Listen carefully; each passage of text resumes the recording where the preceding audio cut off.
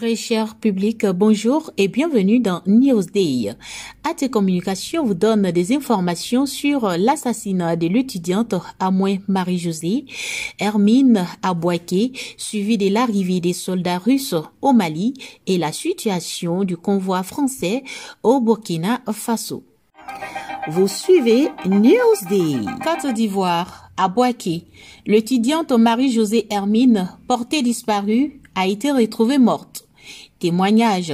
Notre camarade, discipline, amie et sœur Kwaku Amouin Marie-Josée Hermine, étudiante inscrite en licence 2 de communication à l'université Alassane Ouattara de Boaké, portée disparue depuis le jeudi 17 dernier, a été retrouvée hier soir à Brocro, Boaké, sans vie. Le conducteur de la moto-taxi a avoué son acte criminel. Sincères condoléances à sa famille biologique et à toute la communauté estudiantine de Boaké pour leur sens de solidarité. Je suis Marie-Josée Hermine. Nous réclamons justice, rien que la justice. Vous suivez Newsday. Mali. La présence des soldats russes dans le pays confirmée. La Russie a déployé des centaines de soldats au Mali. Le ministre malien des Affaires étrangères, Abdoulaye Diop, a confirmé la présence des instructeurs russes dans son pays.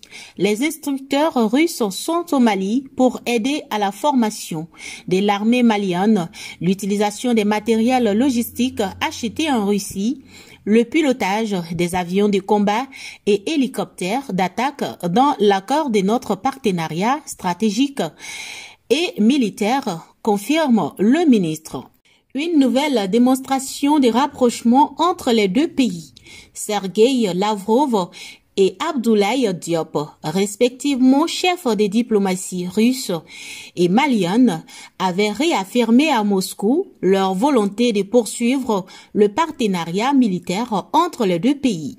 Les forces françaises ont pour leur part transféré 2 bases, celles de Kidal et de Tessali, aux forces armées maliennes. La dernière base bientôt évacuée par Barkhane serait Tombouctou. Selon une source sécuritaire, la Russie aurait déployé plusieurs centaines d'instructeurs qui devraient préparer le terrain avant le déploiement des militaires dans les prochaines semaines. Vous suivez Newsday. Burkina Faso. À Kaya, un jeune garçon a descendu à l'aide de son lance-pierre un drone qui survolait les manifestants. Il a été porté en triomphe. Toujours au Burkina Faso, fin de parcours pour le convoi de l'armée française qui avait quitté Abidjan en début de semaine. Le préfet de la circonscription de Kaya a annoncé que le convoi va rebourser chemin sur Ouagadougou face à une foule immense et très hostile à la présence française.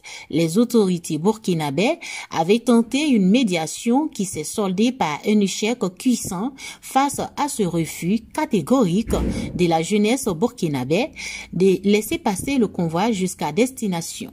L'armée française avait lancé des tirs de sommation pour se frayer un chemin en vue de continuer la route. C'était la goutte d'eau qui allait faire déborder le vase. C'est ainsi que le préfet est intervenu pour rassurer les populations, faire retourner le convoi pour calmer la situation.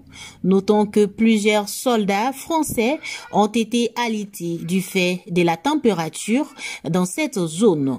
D'autres ont déjà été évacués par hélicoptère vers des centres de soins appropriés. Vous suivez Newsday.